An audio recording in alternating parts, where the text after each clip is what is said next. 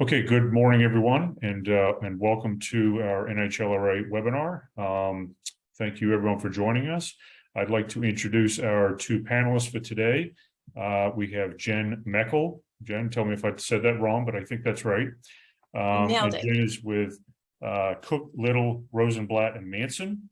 And our second panelist, our esteemed friend, James P. Reidy from Sheehan Finney Bass and Green. Jim's been a long time partner and friend of the organization. So Jim, welcome this morning. Great. Thank you both for joining us and helping us navigate this very challenging issue for our industry members, as in tip pooling and tip sharing. So with that, I will let both of you do quick introductions of yourselves and your background, and then we will get right into the presentation. So Jen, why don't you take it away? Great. Thank you, Mike. It's so great to be with you all this morning. My name, as Mike said, is Jen Moeckel. I'm a partner with Cook Little. I've been practicing employment law in New Hampshire for about 28 years now, and I love it. Every day is interesting and fascinating, and one of my favorite things is connecting with employers to try to navigate the complicated web of federal and state laws with which we all comply. And it's a pleasure because one of the things that I found is that businesses that engage with employment lawyers really want to understand and do the right thing. So it's a terrific privilege. And also wanted to say, as I was as I was driving in this morning, about how much I appreciate the hospitality industry. Not only was it the starting place for a lot of us in our careers, I waited tables through college and law school, but it's also the place where we connect as a society. And it was sad during the pandemic when so many places had to close. It's a thrill that places are back open and we can connect with each other again. So thanks for having me this morning. I'm excited. And it's my absolute pleasure to be here. Thank you, Mike, and my pleasure to be here with my friend and colleague, Jen Moeckel.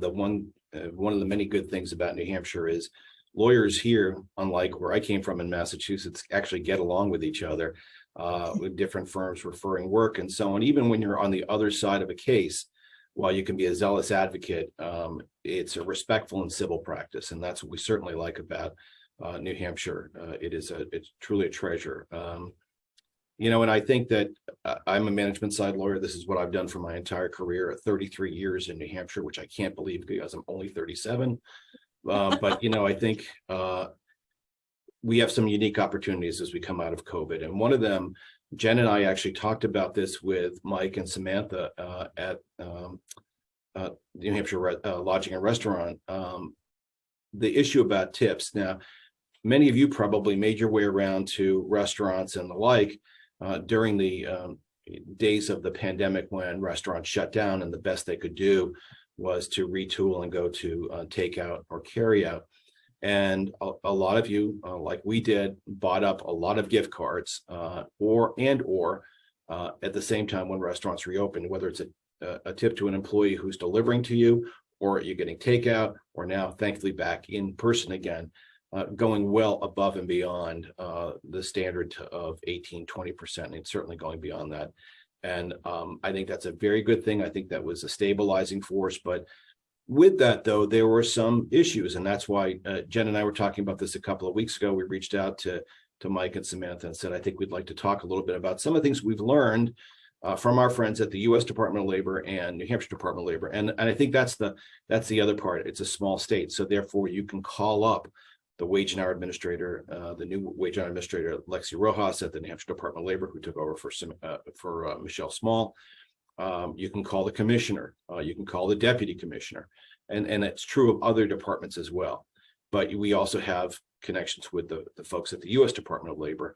And there's some interesting twists and turns. In fact, as recently as this last week, the U.S. Department of Labor came out with new guidance, which is sort of back to the future guidance on independent contractors. This stuff, as Jen said, happens all the time. It's regularly evolving. And so we see as a big part of our jobs, educating not only our clients, but also the public in general. And so that's why we're here today. And so as we start the program, and Mike's got the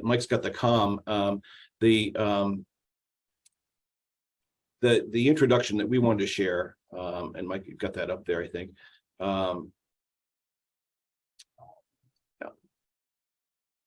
And if you just go to the slides presentation, yeah, next slide, please, if you don't mind. Thanks. And so what we really want to talk about there is that as Jen said, the web of federal and state laws continues to be an issue for employers. And that is especially true for the topic today, which is tip pooling, tip sharing, tip credits, and record keeping. Record keeping being sort of the bread and butter. It's you know, if an army runs on its stomach, certainly HR and runs on record keeping. And I think that what we saw with COVID, what you saw with COVID, was even the well-intended employers could make missteps, because this is a technical side of the law, like other wage and hour protections are, which get to who is eligible to get the tip credit, who is eligible to get the tip, who's able to share the tip with similarly situated employees, with other non-tipped employees, and what about those important service charges. So we're going to talk about that today. And I think that the issues that we're starting to see already is the labor inspectors are back out there. And, you know, by way of example, the U.S. Department of Labor just hired 100 new investigators. Now, it's not just focused on tips, but like anything else, when they are out there and doing an inspection, they'll be in your workplace and looking for all sorts of things. They've got a checklist of things that they have to go through, and I'm not assigning to them any ill will. It's just they're just doing their jobs. So it's I think it is timely to do this presentation, and I think we can share some tidbits. Some of the stuff is going to be basic for all of you, and some of it is it's important that we review the basics, because that's a foundation, and then from the foundation we will get to the trickier or the nuanced. So first, the basics. Who, you know, what is who is a tipped employee? And obviously, under federal and state law, a tipped employee is one who customarily, this is the language from the statute, and regularly receives more than $30 a month in tips direct from the customer. And that language is intentional and purposeful. So I think you have to focus on that. Customarily and regularly receives more than $30 a month in tips directly from the customers, and underscore directly from the customers, because that's what the inspectors will look at. Now, if we're only focusing on $30 a month, that's pretty paltry. So our hope is you're going to get a lot more than $30 a month, and hopefully it'll be more than $30 a shift in tips, but that's the basics. So what is a tip? And let's go to the statute here in New Hampshire, RSA 279, :1, Roman 7. And yes, we, as people count sheep at night, employment lawyers like Jen and I, we actually memorize these statutes and we get down to the subset. So it is money given to an employee by a customer, or, and this is important, transferred to the employee by the employer pursuant to directions from the credit card customer, who designates a sum to be added to the bill as a tip or as a gratuity or service charge to be performed because of the charges to a customer's bill in recognition of the service performed. So several things there, obviously, but you're talking about a cash tip, but you're also talking about a credit card tip. And it is, again, direct from the customer through the credit card company to the employer in recognition of the employee's service. And then who receives a tip? Well, we all know that the tip is intended for the employee who provided the service and had direct contact with the customer. And there are plenty of people in New Hampshire and beyond that receive tips, including those who wait tables. Jen did that. I wasn't the type of person that they allowed in the front of the house. They put me in the back of the house, washing dishes and scrubbing pots and pans and parking cars and the like. But those that serve and mix drinks, or mix drinks and serve them, those that open doors, carry luggage, valets to cars, clean hotel rooms, and so on. Those are direct tips to those individuals for the services they perform. And who benefits? Okay, this is, again, it's pretty basic, but the customer hopefully getting a better service. And actually, there were discussions among those that were advocating for an increase in the minimum wage, which we'll talk about in a little bit, saying that actually could be counterproductive because there's less of an incentive for the employee to provide a better service, or if he or she receives a greater hourly wage, or if they decided to wipe out the tip credit entirely, which we'll talk about in a minute. But the customer hopefully receives better service. The employee additional compensation over their base hourly rate as an incentive to, again, perform the service better. And the employer, who can pay a lower hourly rate with the tip credit and keeps its labor costs down.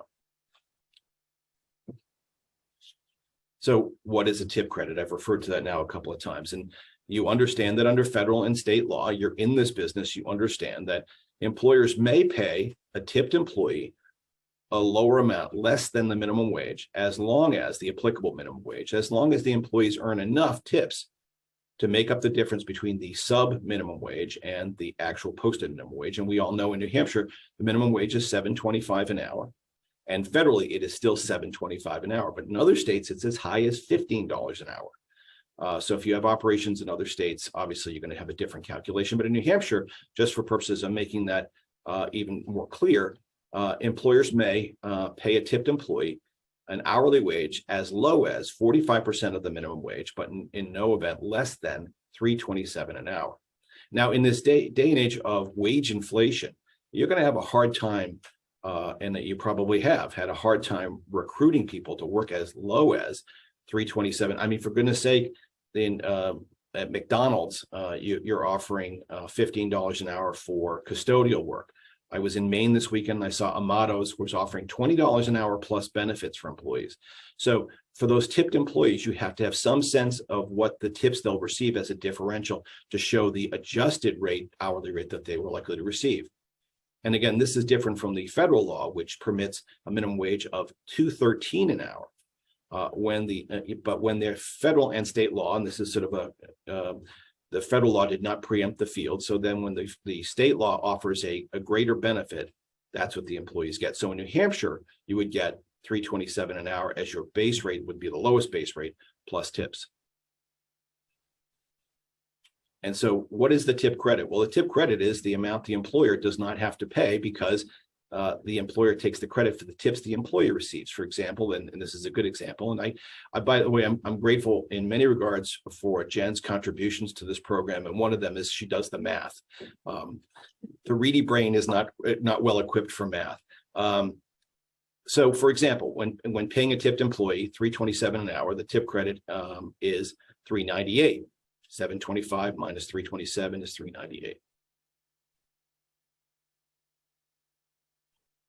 So I want to make sure that I'm not jumping into an area where it shouldn't be. There we go. We're dividing up our time here. So under federal and New Hampshire law, what's the adjusted tip rate? Well, we just covered that. It'd be $3.27. That again, it's for hourly wage and tips that servers, bartenders, hotel workers, and others who receive the tip directly from the customer can be paid a lower rate, and the employer can take the tip credit. And again, stating the obvious, what happens if the tips are insufficient? Well, hopefully you're never going to have that case, but if the tips are inconsistent with or lower than tips plus the base rate don't equal $7.25 an hour, the employer makes up the difference.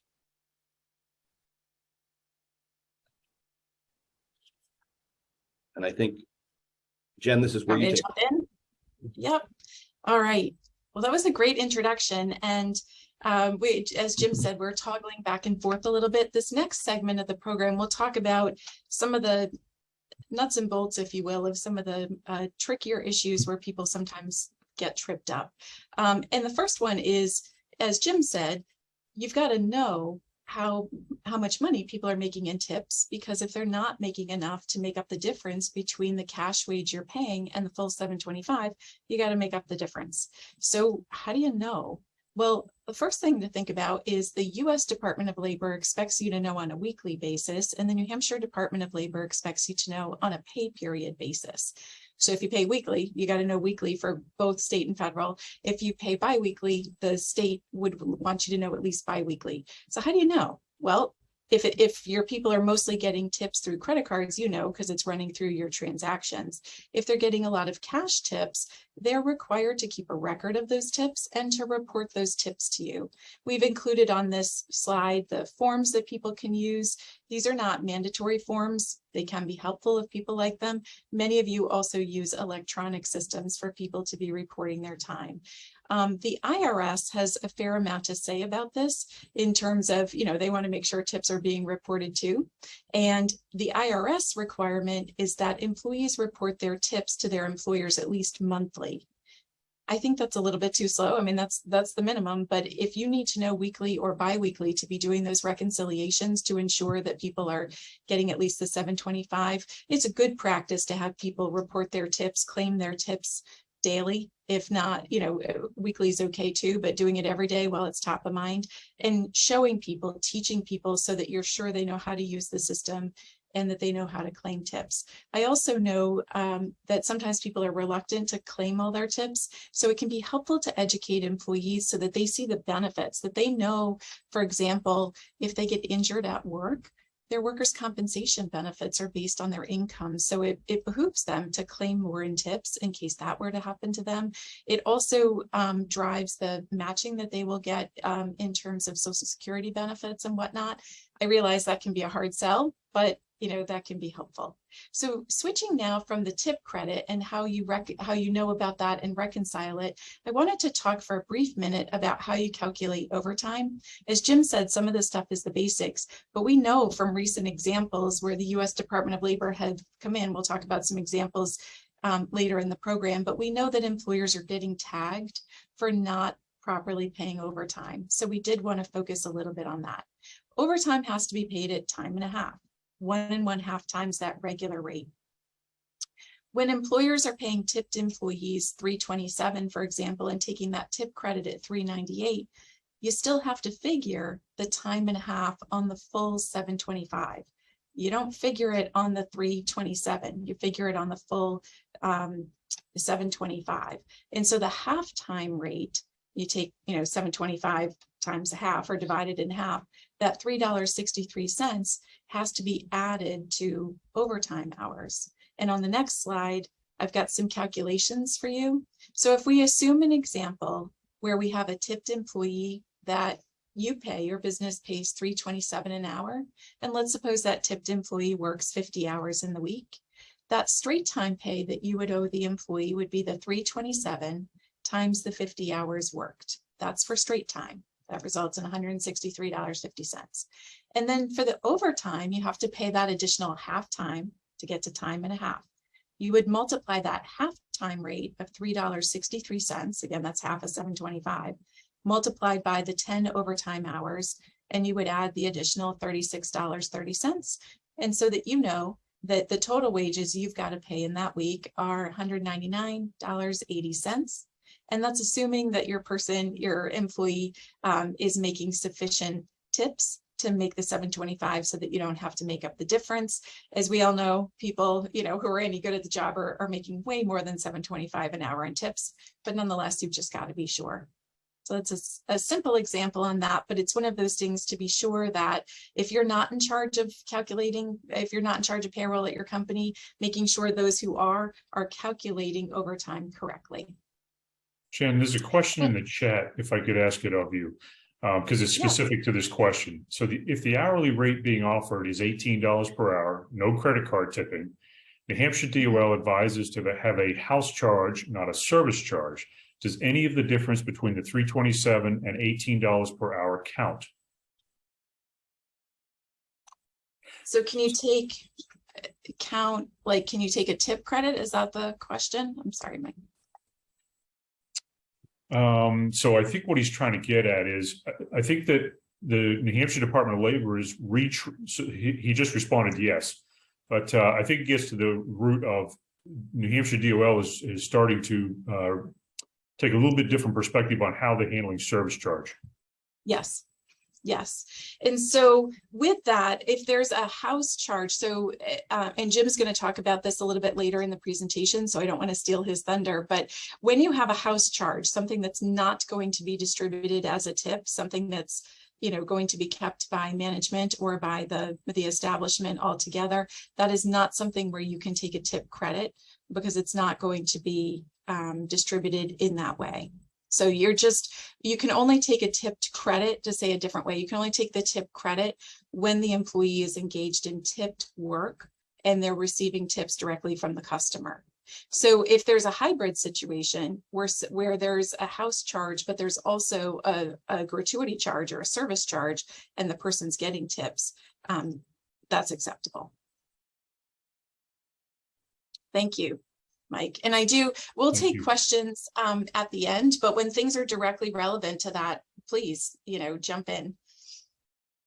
Okay, so to switch for a bit to tip pooling, because this is where so many questions come up.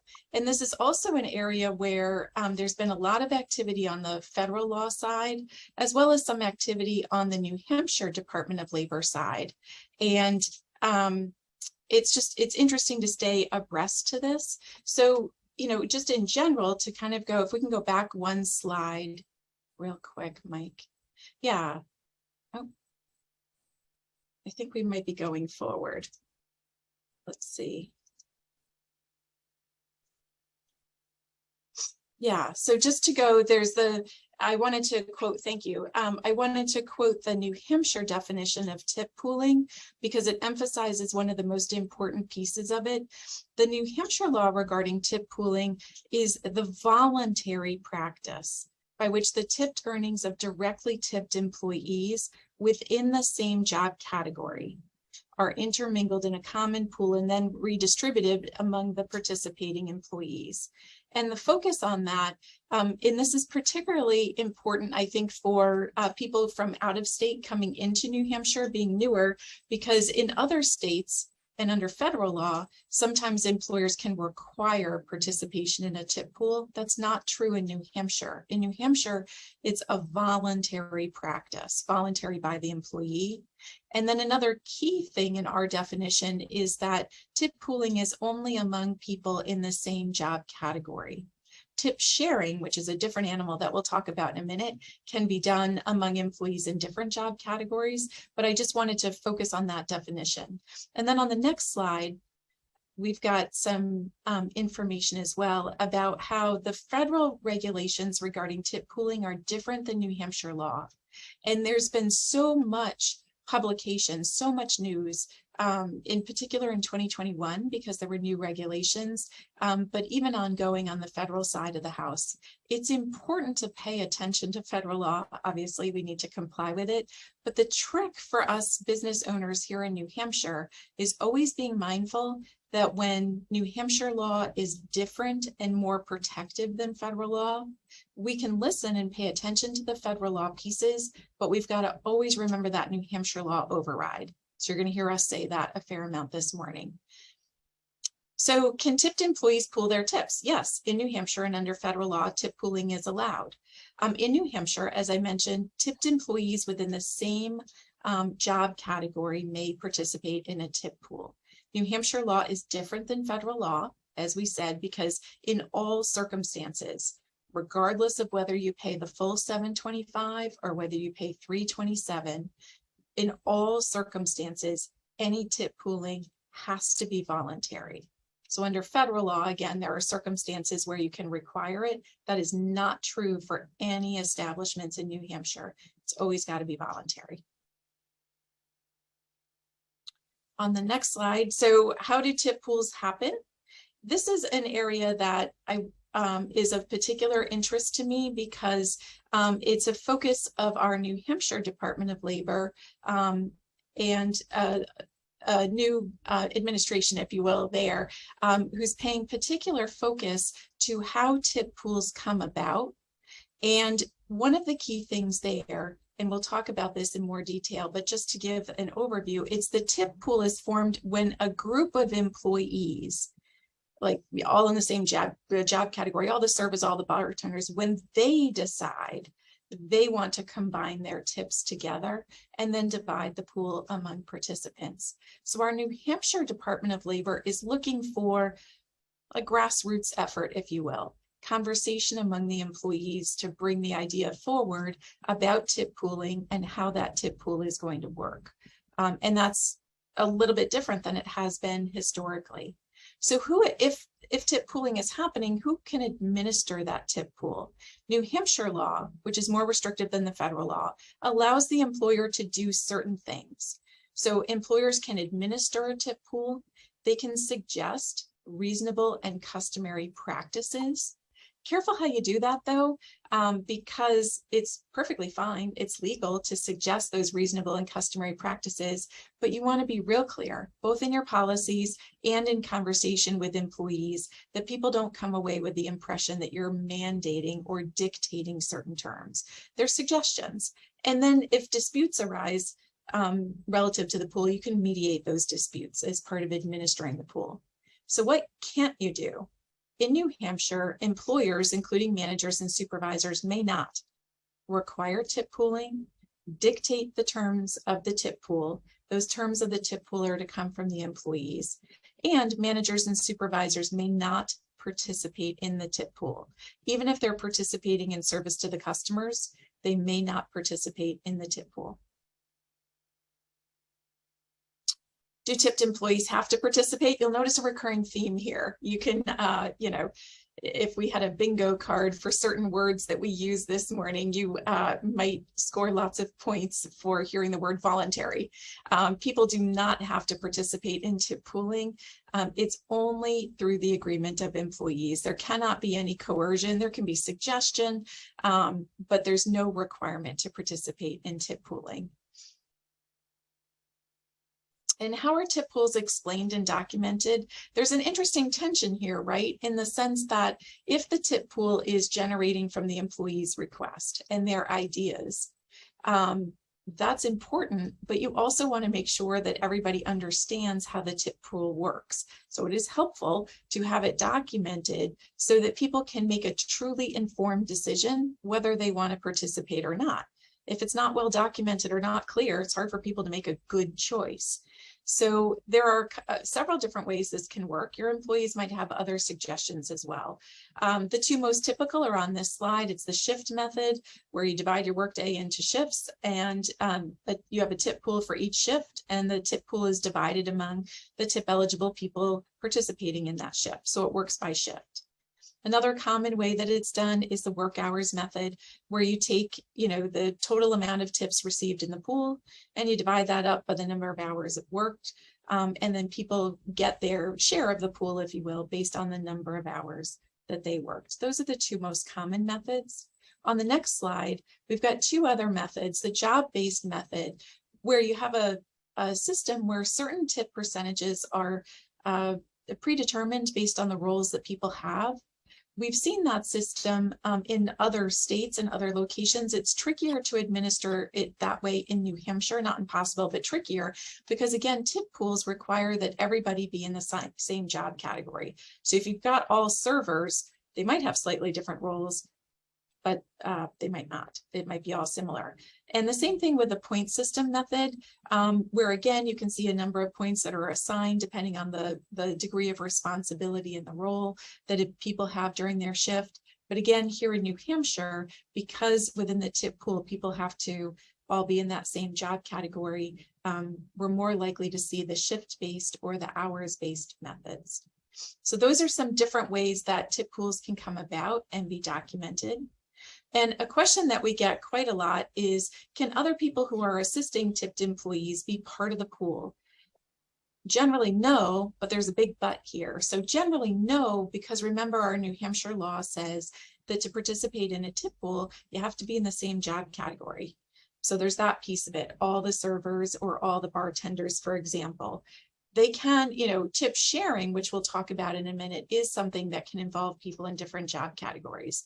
The but that I'll add is we have this other New Hampshire law, 27926B, which allows employees participating in a tip pool to agree voluntarily and without coercion to provide a portion of that pool to other people who are in different job categories if they participated. So what that's about really in my mind is like tipping out or tip sharing from the tip pool. So I think of this more falling under the tip share rules that we'll talk about in a minute. So the pool itself is people all in the same job category, but they can agree that a portion could go to others, but it's got to be a complete agreement. And it's easier to think about that in terms of tip sharing, which appears on the next slide.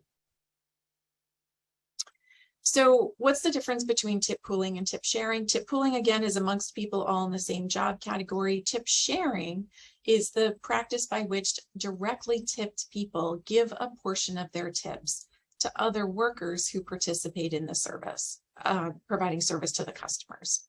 That can be done individually. You know, back in the day, I remember like thinking really carefully about how highly I tipped out the bartender that was mixing drinks when I was serving. At one particular establishment, we didn't pool tips or anything, but I found pretty quickly that the better I tipped out my bartender, the quicker my drinks came out, and the better we all did. And so it can be done individually, just giving cash at the end of the night to the people, other folks that participated in the service. Same with bussing the tables, so your turnovers can happen quickly. Or it can be done, again, on a more of a group basis by agreement. And so tip sharing is with those other front of the house employees who are participating in providing service. You've got your servers, your bartenders, and then your hosts, your food runners, your bussers, and bar backs that all provide that critical service. That's how the system works. And so rewarding those people can really, you know, bring up the service and the gratuities and the earnings for everybody. In New Hampshire, tip sharing, like tip pooling, must be voluntary, entirely voluntary. So how is tip sharing explained and documented? Again, it's got to be voluntary. Our New Hampshire law does allow employers to suggest customary practices or customary amounts. Careful there, though, that those suggestions don't come across as dictating the terms or mandating the terms. I think about that a lot, too, in terms of any manager or supervisor talking with your people about this, because of their position of authority. If you have someone new to the industry who's hearing this, they may think, oh, I have to do that. The way it was explained to me, it was a requirement. And you want to be careful to avoid that. So it's always voluntary, that people know they can always have a choice. Tipped employees who choose to tip share can always stop. They can do it one shift and not another. They can do it for some number of months and not another. Same with tip pooling. Just because you agree, you can always change your mind. And then it's helpful to document the policy of tip sharing, how it works. And that can be documented in a simplistic way without a lot of detail, just to be sure that people understand that tip sharing can happen. And it's a fine practice, but that it's not required. It's the tipped employee's choice for how that works. And then on the next slide, we wanted to include information about, you know, we know, and it's a regular practice to have tipped employees, your servers, your bartenders, and your other people that get tipped directly, to claim those tips. But don't forget about having your non-tipped people who are tipped out. They've got to claim those tips too.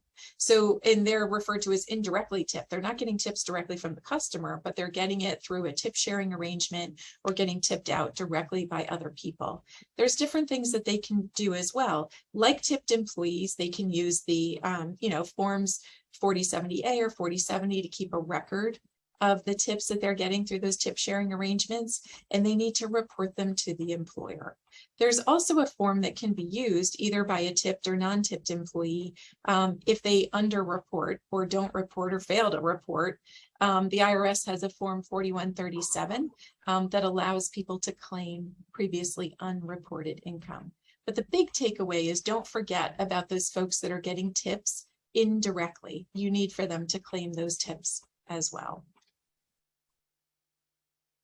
And then finally, I think this is my last slide before we go back to Jim. What's the role of management in tip poolings and tip sharing arrangements? It's generally the same thing. So again, the employer can suggest customary practices, but not dictate them and not require them. If disputes arise, you can mediate them and so on, but it's really generated, if you will, by the employee. It's employee driven, and it's the employee's choice whether, when, how to engage in any tip sharing arrangement.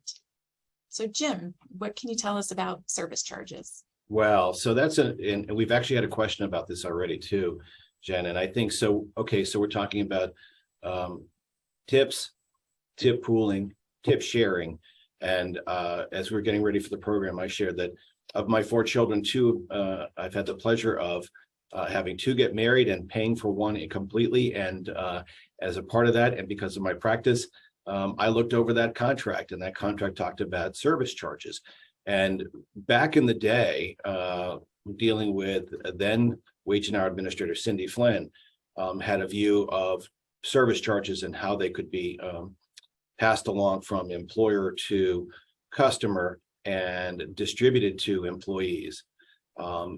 Example of that is, however, that sort of morphed and changed under a new administration, and how there even is a nuance under the current Wage and Hour Administrator Lexi Rojas, at least as she's communicated it to us. And so let's talk about that. Obviously, so you've got on the bill a mandatory service charge or administrative fee.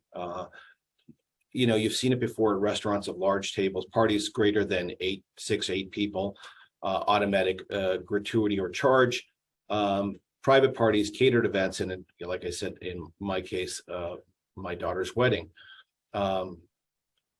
Under federal law, and this is important because there is a distinction between federal and some states, including New Hampshire, but some states follow federal law, which is that a service charge is not considered to be a tip.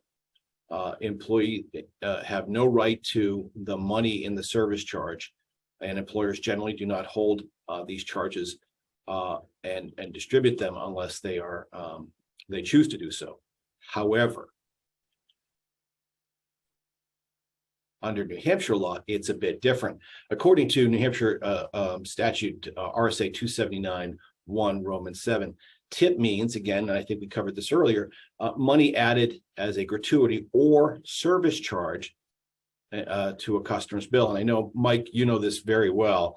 And I know that you folks are very strong in your advocacy and trying to inform legislators and regulators with regard to these issues. But this has been a little bit of a trip up because traditionally, and again, following federal law, a service charge is not considered to be a gratuity, but service charges must be shared with employees in the same way that a tip would be shared, meaning those that would normally receive it, those serving the beverage, serving the food, if they would otherwise receive the tip from the customer, then the service charge is to be distributed among the tipped employees. And if you tip pool or tip share, as Jen outlined, among similarly situated or among non-tipped employees, it likewise is administered the same way. So the Department of Labor recommends that you basically call it something else. If it's to be held by management and not distributed as a tip for servers, you don't call it a service charge. Instead, you call it a administrative fee or a management fee or an event charge. And that way it doesn't get treated as a tip. Now, the other part of it, though, is if you're not treating it as a tip, you don't get the tip credit. So lawyers sometimes like to go to the worst case scenario, and we do that for purposes of education, not because of some dark delight that we might have in the salacious news of the day. But in the last couple of years, it's been in the news, and those things that have not been in the news that we certainly know about, that you've just had an inspection and proposed civil penalties from either federal or state Department of Labor. But there are instances and there are consequences when the employer is not following the guidelines that Jen outlined for tip credit, tip sharing, tip pooling, and of course now service charges. So the consequences, the Department of Labor, either US or state, does an inspection. They find violations. The employer could be on the hook for civil penalties and wage adjustments. What are wage adjustments? They determine how much wages are paid due back to the employees. They determine. And do they get the math always right? No, but usually they do. They want to make sure that they've got that together. And there is an appeal process for wage adjustments, but that goes one way. And then the civil penalties go another way to a civil penalties appeal board. Now, we recommend in many instances when an employer is hit with both wage adjustments and civil penalties to check those numbers, to check the history. There is stacking on these fines, stacking based upon prior history in the last 10 years. But a part of that, we recommend going to an informal conference, trying to show compliance, trying to show if there was a simple error, and try to negotiate a number down. We do this all the time. But in addition to the Department of Labor, going back to that slide for just a second, Mike, in addition to an inspection, employees can file wage claims up to 3 years. Now, under the federal statute of limitations, it's 2 years unless you can show the employer willfully refused to pay. But under New Hampshire law, it's up to 3 years, and you can see what's called liquidated damages, which is up to the double amount. Now, in Massachusetts, it's treble damages or triple damages, but double the amount due for an employee up to 3 years, and especially if you have a class action where many employees get together and try to file a claim, and we're seeing more and more of those in the post-COVID era, that can get very expensive very fast. And you also have a situation where if you're trying in this tight labor market to recruit and retain, if you have a situation where the word on the street is you're keeping tips or you're not handling things properly, then you're going to lose critical staff in a time which you probably can't. So the U.S. Department of Labor recently, that the federal court in New Hampshire ordered a North Country restaurant to pay over $74,000 in tips and back wages and liquidated damages, so a total of $148,000 to 31 employees after an investigation that the U.S. Department of Labor found that the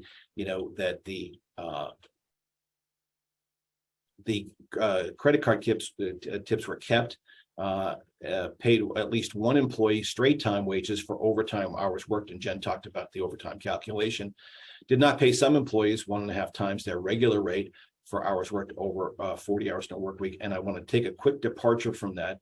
There was a question earlier that I'll address later, or will address later, with regard to overtime calculation when people work more than one job for the employer, and how you do that, and how you can handle the weighted average or otherwise. Calculated tipped employees overtime rates improperly, basing the rates on their cash wages as opposed to their regular rates of pay, regular rates being the base rate plus the tips received, as Jen outlined earlier. So, you look in that one instance that the U.S. Department of Labor hit the employer with almost $150,000 in adjustments, and on top of that, civil penalties.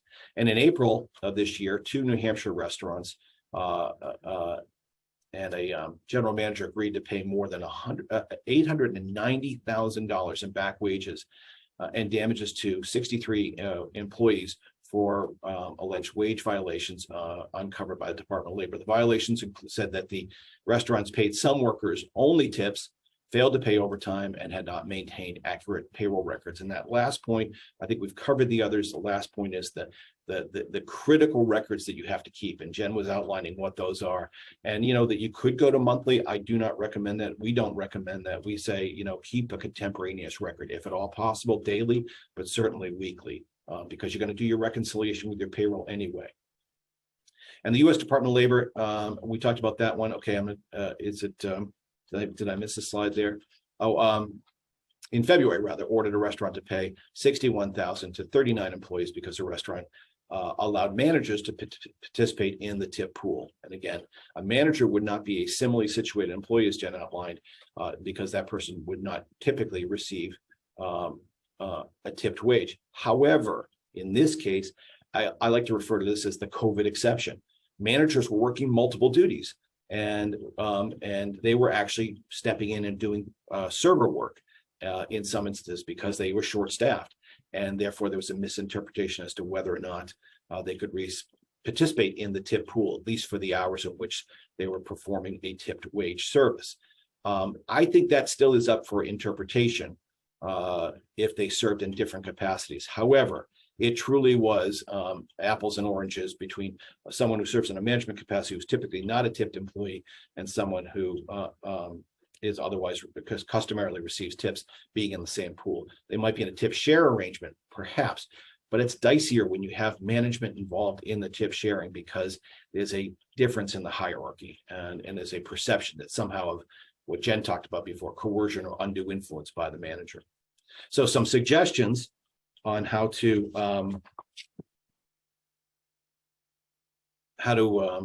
deal with this. And I think, Jen, did I jump into your area?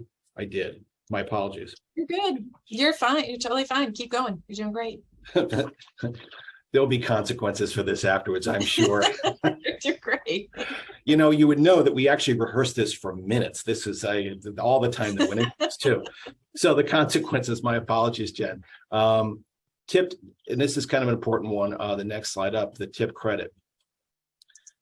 Before applying that tip credit, and Jen was really focused on this earlier for purposes of the documentation and the notification, that the employer needs to provide the employee with the following information. The amount of the cash tips paid to the employee, pretty common sense, right? The share of the employee's tips that the employer is claiming for the tip credit. And remember, the tip credit cannot be more than the tips actually received by the employee. That's pretty simple too, right? The employee is entitled to receive all the tips that he or she receives from the customer, cash or credit card, unless there's a valid tip pool in effect and the employee voluntarily, again, underscore what Jen talked about earlier, chooses to participate in the pool. The employee must receive a copy of the applicable tip credit law and policy, recommended that is posted in the workplace along with their other workplace postings. The wages and pay stub reflect the credit and any adjustments. And remember, the tip credit can only be taken for time spent doing tipped work. And the example would be, of course, that you have a server working 4 hours and receiving tips, but then that server also works as a cook. The four hours in that day working as a cook, not tipped wage, and therefore you don't get the tip credit for that time. And Jen, would you mind just taking the next two, because I sort of intrude into your area? So the next two slides on tip pooling. Yeah, no, I'm totally happy to do that. And I also, on the last point you were just making, Jim, too, about only taking the tip credit when people are engaged in tipped work, a story for another day, something that we're not necessarily covering in this webinar, is the whole federal law 80-20 rule that's, been up, down, and sideways in recent times. And the focus on that really is making sure that tipped employees are not spending too much time engaging in non-tipped work. They can do work that supports their tipped work. For example, I remember just filling endless salt and pepper shakers and ketchup bottles and whatnot, doing that side work. So you can do work that supports your tipped work, but it really cannot be the main focus of it. You've got to primarily be engaged in that. So that the 80-20 rule is a story for another day, but I did just want to mention that because there's been so much talk about it. I also thought it might be worth a quick mention, and I'll do it in the context of this tip pooling slide. The first point being that it's groups of similarly situated tipped employees only. We have a question in the chat about that I'll get to. Before getting to that question, I did just want to emphasize again that managers and supervisors cannot participate. And the point I wanted to make was that there's been a fair amount of publication on the federal side of the house about who is a manager and who is a supervisor that cannot participate in these tip pooling and tip sharing arrangements.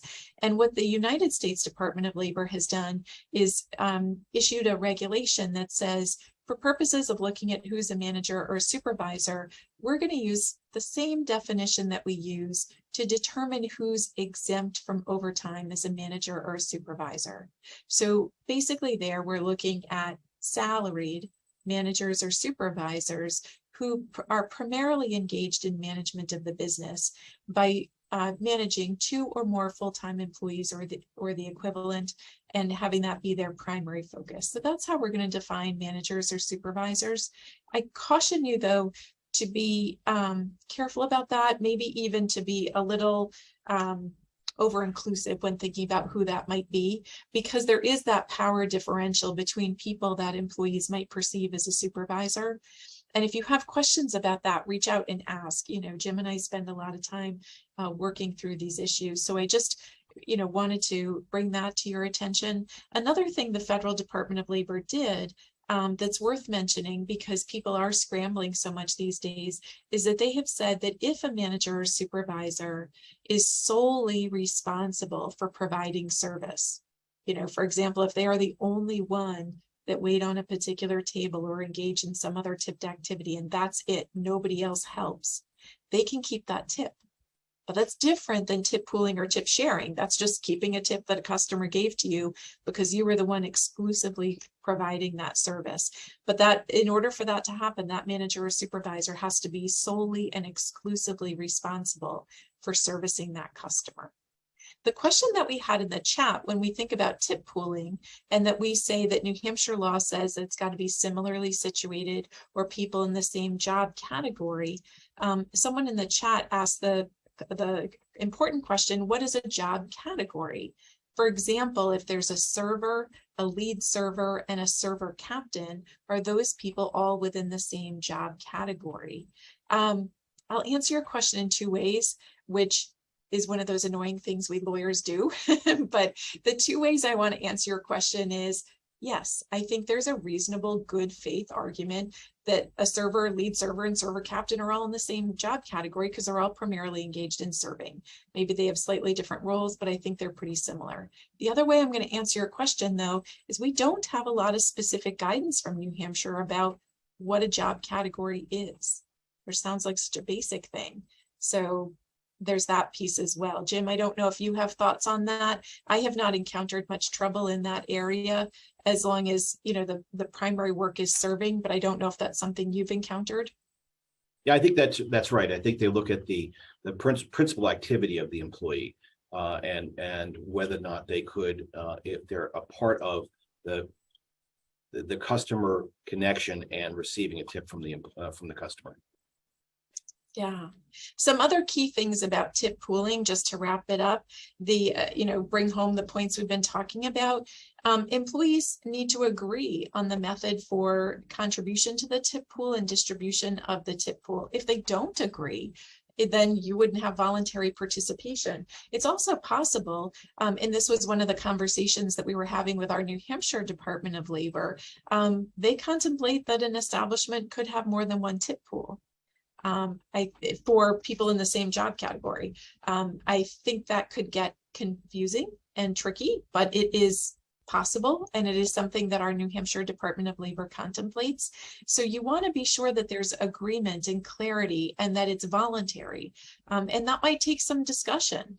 And one of the things too that our New Hampshire Department of Labor is thinking is that where these tip pooling and tip sharing ideas will be employee generated, the employer can help to document and help to bring clarity. But it really does involve a dialogue with employees. It's not a top-down mandate. It's engaging with people to get their ideas and making sure they're appropriately captured and clearly communicated to make sure that that participation is not only voluntary, but it's knowing, meaning people understand it, I get it, and I want to participate. And then you also want to monitor and adjust tip credits as necessary to make sure that you know that people are getting sufficient tips to make that full 725. Remind employees frequently. It should be a frequent point of discussion about reporting, claiming tips, if you will, so that people know how important that is. And if there's a dispute that arises about how to distribute a tip pool or a tip sharing arrangement, you want to make sure to document what that dispute was and how it was resolved. Jen, just a quick comment in that regard, and going back to what our friends at the Department of Labor here in New Hampshire have said, you can have different pools, and we've seen that in a few cases where, you know, the bartenders had one type of pool, the servers had another, and it could also be the different shifts have different pools, the lunch crowd or the dinner crowd, depending upon what the tip amounts have been, and the composition of who's in the pool can make these things. That could be a headache for employers, but back to what Jen was saying earlier, the folks at the Department of Labor says it has to be voluntary. It has to come from the employees. Now, you can't have going back to year zero and basically you decide whatever you want, because that could be absolute chaos. And so therefore, they do say you can suggest percentages, suggest ways in which they do it. But typically, you're going to have more experienced servers say, well, this is the way we've done it before. And as long as it's legal, as long as it makes sense, the employer basically, in some regards, is at the will of the employees that say, this is the way we want to do the pool. Again, that can be a headache for management having to administer different types of pools, and also to monitor, as Jen was saying, who's in, who's out, and also arbitrate some disputes. But that's the law, and that's what our friends at Labor will focus on. Yeah, for sure. And very similar with tip sharing, that, you want to have a clearly defined program, if it's a program, or people might just, tip out on their own. And you want to make sure that, again, it's voluntary participation, and you document that people either choose, yep, I understand that there's this tip sharing arrangement or program, and I'm voluntarily agreeing to participate. And I understand I can withdraw my participation at any time. I can change my mind. That's a really important component of this. And reminding those indirectly tipped people that are getting their tips through the tip sharing arrangement, that they've got to document and claim their tips too. And then you can document any dispute resolution that arises with that as well. In my experience, a lot of the disputes that arise are pretty easily resolved. There's often just, sort of a record of like, oh, okay, I thought this person worked, they didn't. It's often pretty straightforward. But if there's a really significant dispute, you want to make sure that you've got a record of how that was resolved fairly. And again, because there's that voluntary aspect and the employee grassroots aspect, making sure that you're resolving disputes in a way that's in the spirit of the arrangement that employees intended. And with service charges, as Jim was covering earlier, you want to make sure the important thing here is clarity. Clarity of the words you use, and making it clear that the customer understands what they're paying for, and that employees have an understanding of what they can participate in and what not.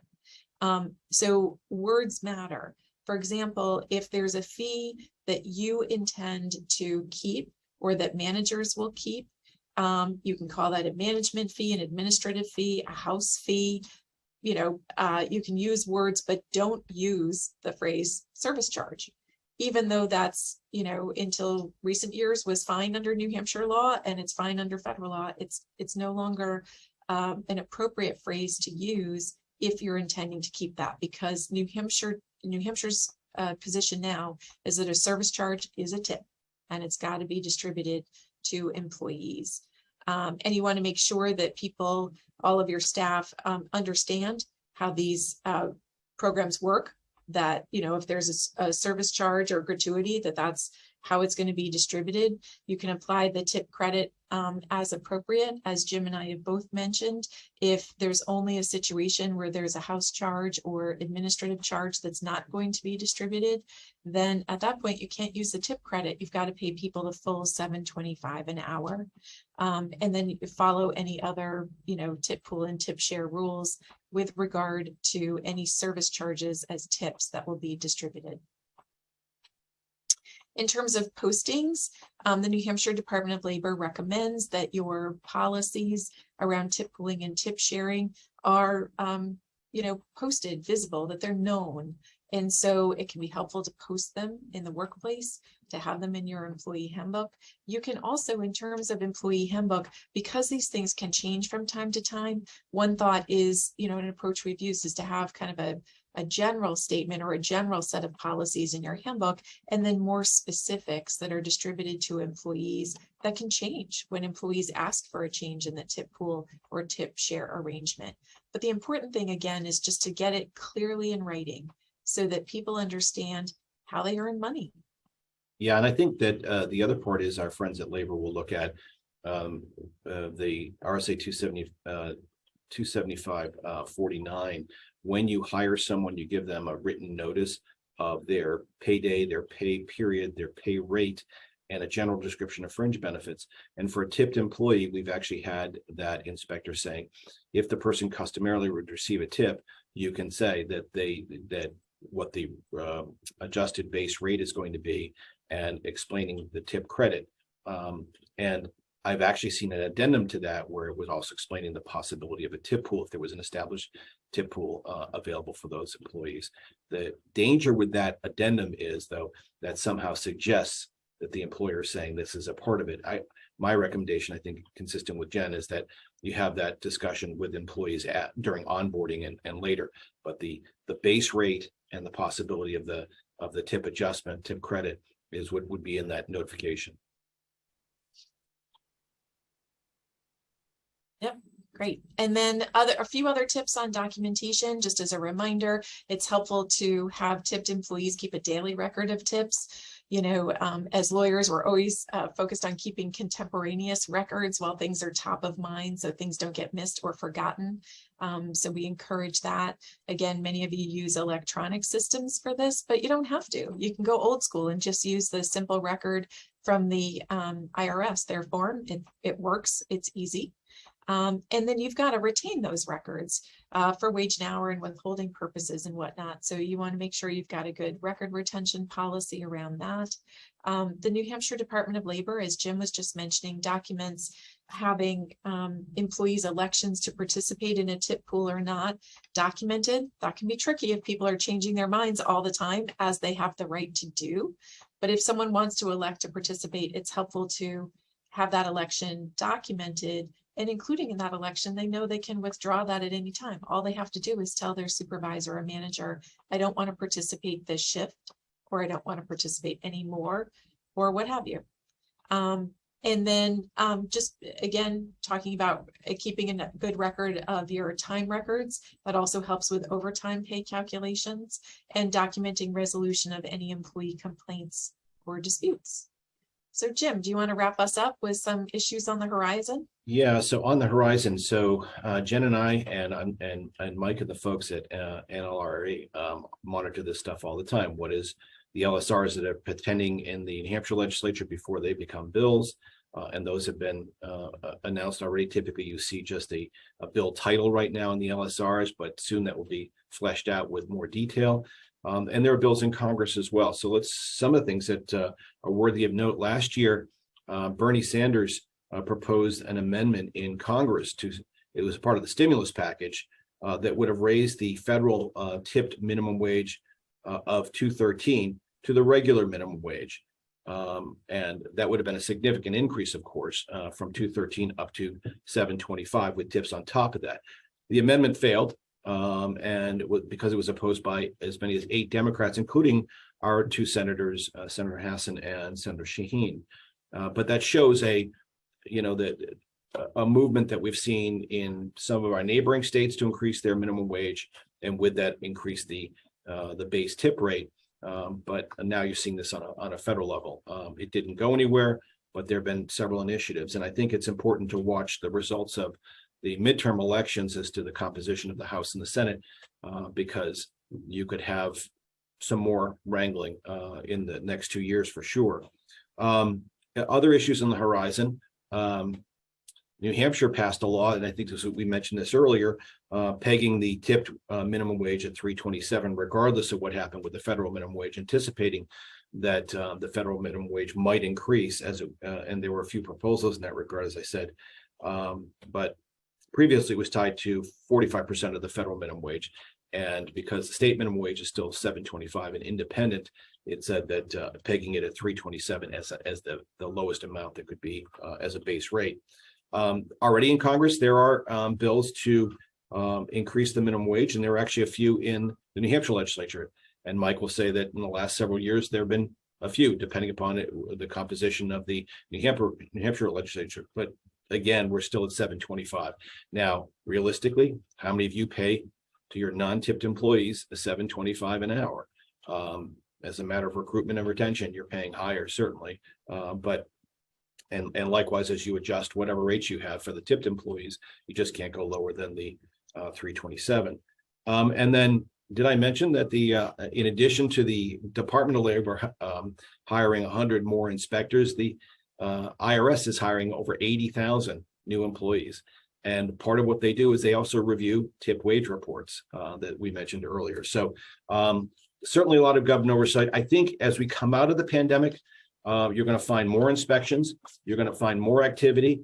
And I think, sadly, and again, when I referred to this earlier as the COVID exception, that's not really a defense. I had a case very recently with the Department of Labor where the employer didn't take in the proper I-9 support information, the proper parental permission slips.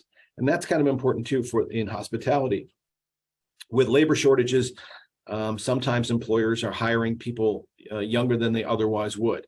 And you've got to be mindful of the hours of work, the types of work, and the requirements for parental permission slips. And also, again, depending upon whether it's whether school's in session or not, if it's summer recess, the hours of work, the days of work, and the types of work. Typically, you've seen this before, those younger employees will have a different color badge on their name tag, which is an indicator to the supervisors, so-and-so can't work more than X number of hours and so on. But that's been a big one, but we're seeing more and more inspections out there. And while labor understands that the pressure that a lot of employers were under during COVID just to keep the doors open, they're also focused on the technical requirements of the statute. And they don't want it, as U.S. Department of Labor Secretary Marty Walsh said the other day with regard to the independent contractor rule, he feels that businesses have taken advantage of employees misclassifying as independent contractors. Similarly, you'll find that these are protective statutes, as Jen said, on the state and the federal level. They're focused on protecting the employee, and they're not necessarily employer friendly. So you have to focus on the technical compliance in these. And I think, but the education is there. And I was talking to Mike earlier about the Tuesday tip that the NLRA sends out, and I think that's terrific. They've also got your back with regard to lobbying members of the legislature and working with the regulatory folks. So I hope this program has been helpful. Hopefully that truly brighter days are ahead. But in the meantime, we're happy to answer some of the questions. And Jen mentioned a few of those. Those are in the queue here. One of the questions that came up was, what if the customer doesn't designate a service charge? Well, typically the service charge is not designated by the customer. It's usually something imposed by the employer, and either in a party size over X number of people, or it's in a contract. But I think the recommendation we have, based upon our discussions with Lexi Rojas, are don't call it a service charge, call it something else. But if it is called a service charge, you have to treat it like a tip and distribute it among the eligible employees. Jim, there was a related question that came in, just to skip down a few questions. What the question was, is there a way for a business to do an equivalent of a service charge, which the business can distribute to any employee, manager, or owner as they see fit, and also take advantage of the tip credit? The only way I see through that would be to have two different charges. One, because if you call it a service charge, as Jim was just saying, it's a tip and it has to be distributed. So if you want to have something that you keep and you distribute as you see fit, and potentially keeping some or distributing some to managers, call that something else. And that may mean that you have two different charges on your bill or in your contract. And one might be a management or administrative fee or house fee, and the other one is a service charge. But that's the only way to do it and take advantage of the tip credit. That's the other piece of that question, because you can only take advantage of the tip credit when the employee is going to be receiving a tip, like a service charge or other tip. Right. And so here's an interesting question. And we saw this in COVID with a lot of orders being online. And so someone getting takeout or takeaway. Who gets the tip? My view would be those that customarily, if it's a tip that goes to, those that would deliver the food door to door, or the person comes into the establishment and provides the food to the customer. My view would be that, because otherwise that would probably be the person who, if you had a sit down customer, they would be the server, presumably. That person gets the tip. And if there's but that's a system you have to make clear to the employees, those that are present, so there's no misunderstanding, because misunderstandings typically result in someone calling the Department of Labor. And oftentimes that's a different story, and then the inspector comes in. So what you want to do is make it clear to the employee up front that for online orders, this is how we're handling. And if it's several people in the front of house that might be distributing that, then you talk about, well, if it comes in, should we talk about a tip pool? What do you folks think? What do you think, Jen? Did I in addressing? Yeah, I think that's right. Because, when you get an online order, there might be a number of people involved in that. There's obviously the people preparing the food, but then there's the people that are taking the order. dealing with it online, and then, you know, either preparing it for delivery or preparing it for pickup. And there's work involved in that, and packaging things up and whatnot. So I think you just want to have, you know, a clear discussion about that, and that's clarity in the roles as best you can. I say as best you can because still in these times, everyone's pitching in, doing all kinds of jobs, but as best you can to say, look, your job is to, you know, look at these online orders and assemble them for delivery or takeout. And as a result, you'll be the one eligible to receive those tips because you're doing the bulk of that work, for example. And if I could just add too, we have had some and have some ongoing conversations with the New Hampshire Department of Labor around this specific issue. And we have asked them to clarify how they would treat a gratuity that came in where the entire system was essentially automated, and that there was no clear line of ownership for the tip. We have not resolved that. We don't have that determination from them yet, but that's an ongoing discussion we're having. So we certainly recognize that's an issue for the industry right now. Yeah, and I will say, Mike, too, that again, labor is responding, as a lot of folks in your industry are responding to changes in how people do business. Think of and it doesn't necessarily, well, it actually does apply to your industry, the 2-hour reporting statute in New Hampshire. An employee shows up based upon the employer's request to come to work. And then perhaps there's a power outage, or there's in the case of the last 2 years, a government shutdown or something, or in the case of a server, we don't have, adequate number of tables here. What do? Statute says you pay a minimum of 2 hours, or you put the person to work. And it has those exceptions where the person can leave voluntarily, but it's typically for a family emergency. So, but what labor is trying to deal with now is, but what about during this last 2 years where people were working remotely? What if they logged into a training session like this, or they were taking work home with them and so on? Well, that's not a classic situation of where you called up and said, here's your scheduled shift. You have to drive in. There's no work for you today. You drive home. You had an expectation of working 6 or 8 or 10 hours and you get nothing. No, you get a minimum of 2. But what happens when the person logs on at home? So we're working with labor right now on clarifying that as well. But this is all sort of the fallout from, or the COVID hangover of some of the things that, as we had to pivot in business, the law was not as flexible. And we're so fortunate in New Hampshire that our Department of Labor in New Hampshire is so accessible.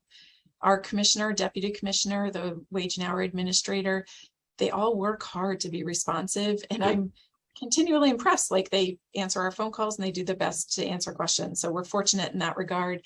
And sometimes they need to be thoughtful about these issues that are new and novel and tricky. So it can take time, but you all are lucky too to have someone like Mike working on your behalf to facilitate that. There's a couple of other questions here. Oh, I'm sorry, Jim, go ahead. No, please go ahead. Just going to say, one of the questions that just came in was, are there any policies or circumstances that tip pooling can include back of the house and front of the house people who are not customer facing if there's a wage provided that's more than the server minimum wage? In New Hampshire, I don't think that's feasible. The reason for that, remember, federal and New Hampshire law differ on this a little bit. Federal law concerns itself with whether you're paying the $7.25 or something less than that. That's federal law. Under New Hampshire law, the rules are the same regardless of what you're paying, regardless of whether you're paying $3.27 or $7.25. The rules around tip pooling are the same, excuse me. And for tip pooling, they want people to all be in the same job category. And for tip sharing under New Hampshire law, it's okay to have people in different job categories. However, our law says that it has to be all people that participated in providing that service to the customer, which I think has been traditionally interpreted to mean front of the house, customer facing people. So I think it is difficult. That might be a point of clarification for our New Hampshire Department of Labor if they could ever see a circumstance involving the back of the house. But my caution would be to think about customer facing people as the only ones participating in customer facing front of the house people participating in any of those arrangements. Yeah, that was my experience with a case I had fairly recently with the Department of Labor, and it was differences between front of the house and back of the house. And the question was there, apart from tip pooling, could you have a tip sharing with someone back of the house. And I think you just have to be crystal clear about that. But, because again, the expediters, the food runners, the host, the people clearing tables and so on would not otherwise be tipped employees. Could they be a part of that? Typically, that's front of the house stuff. But the question was whether it could be back of the house. And in that case, because of the flexibility, sometimes I'm back, sometimes I'm front. There was some flexibility allowing that those employees to be in the tip sharing arrangement, but that has to be crystal clear. One thing that's not terribly crystal clear is when you have someone who works more than one job for the employer, when you calculate overtime. And there was a question about the weighted average. So let's, by way of example, if you have, again, the threshold being a 40-hour work week, and 38 of those hours, the person works in one capacity at this set rate, whatever their regular rate is, and then they work in another job, and it's typical it happens all the time in restaurants where you might be a server and you might be a host, and two different hourly rates. Do you combine those 2 hours to two sets of hours for purposes of the overtime calculation eligibility crossing over the 40-hour threshold? The answer is yes. Okay, so then what rate applies? As a server, I make this amount plus tips to get to X amount for my base rate. And then so if I make 50% more as for my overtime rate, I would make the Y rate. But I only did 38 hours as a server. I did an additional 6 hours as a host. So I've crossed the threshold, but I crossed the threshold at the host rate, which was $15 an hour. And so $15 an hour times 50% to get to my overtime rate in that regard. So what applies? Well, you've got a couple of options. You can choose one or the other. That isn't done very often. It would be typically would be the host rate, because that's when I crossed into the overtime. Or I can do a weighted average, combining the two, and then say, okay, the percentage of time spent in the server and the percentage of time spent in the host capacity.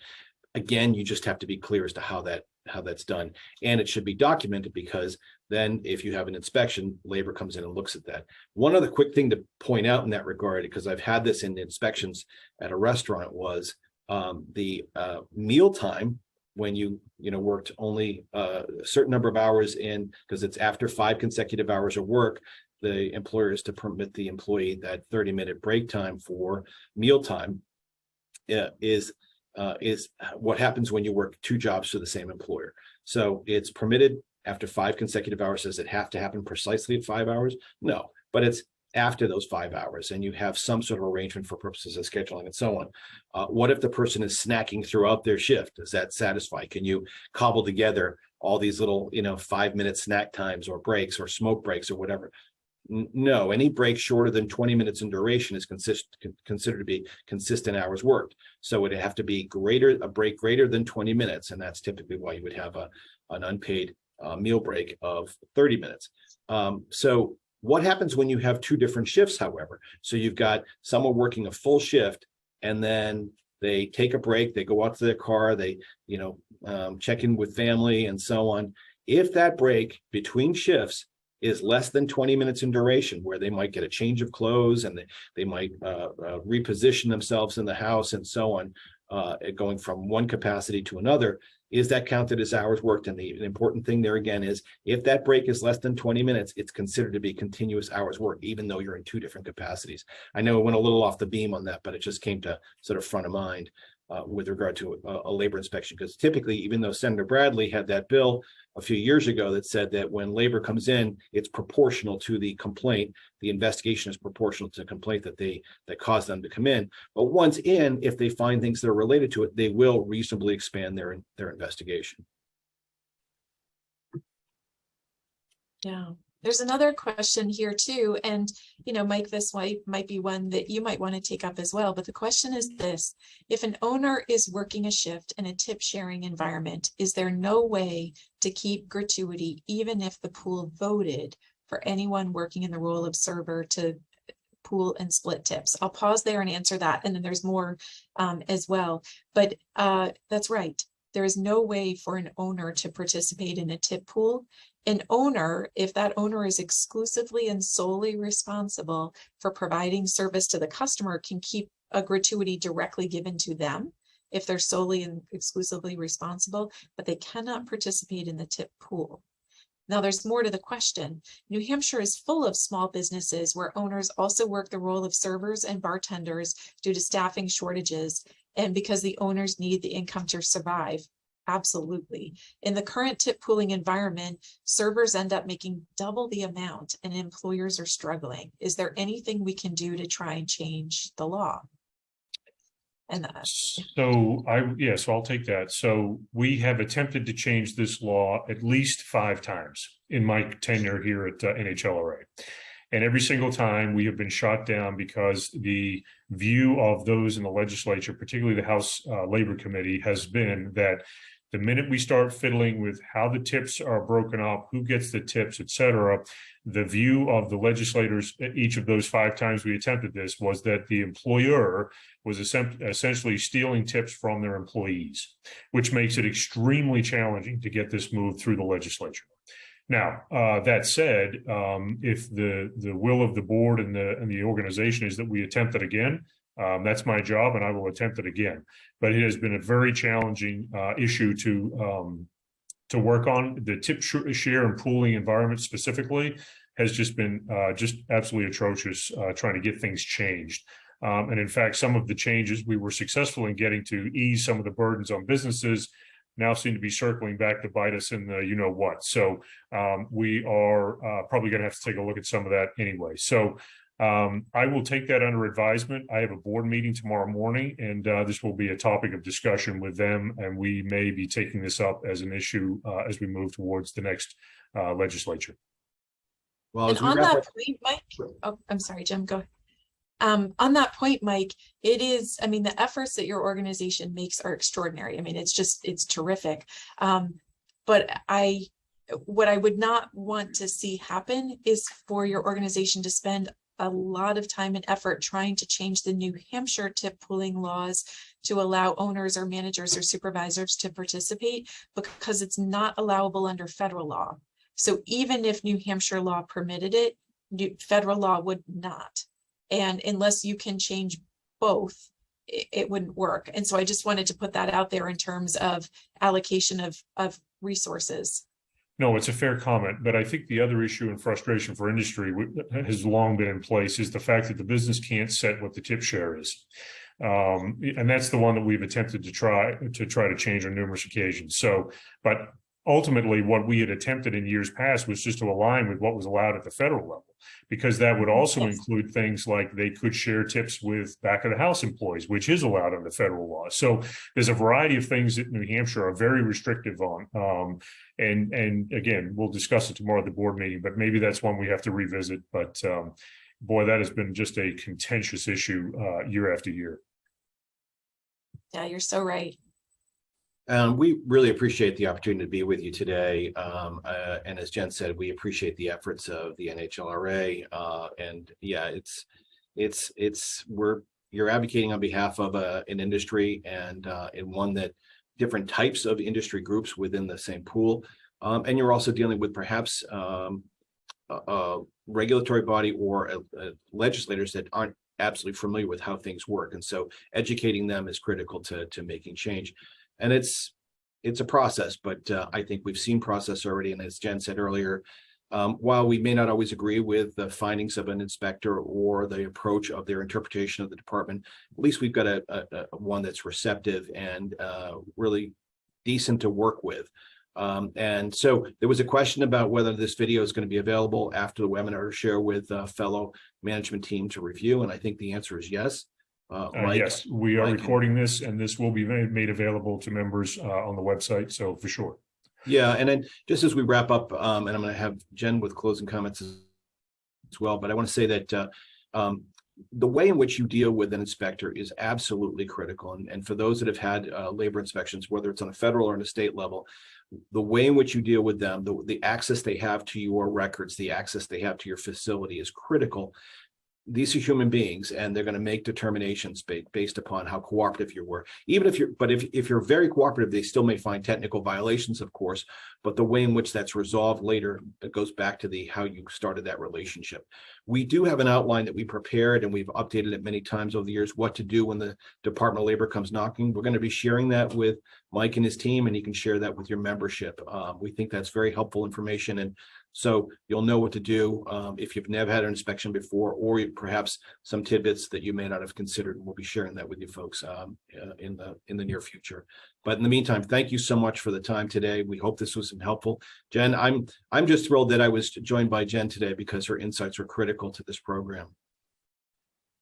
Yeah, thank you so much for being here, and what a delight. Jim and I don't often get to present together, so what a pleasure, and to connect with you, Mike, and your organization. You do tremendous work, and I'm grateful for the industry as a whole, as I said earlier, and for the chance to do what we can to help you. Well, and thank you to both of you for taking the time this morning. Great information. The slideshow presentation, a lot of great detail in there. I'm sure I'm going to have a plethora of questions after the fact. So if you would be so kind as to indulge my follow-up questions, which I'm sure we will have, I would certainly appreciate that. But again, I want to thank you both for your time. This was great. And as we said earlier, this will be up on the website for folks to revisit, because I think there's things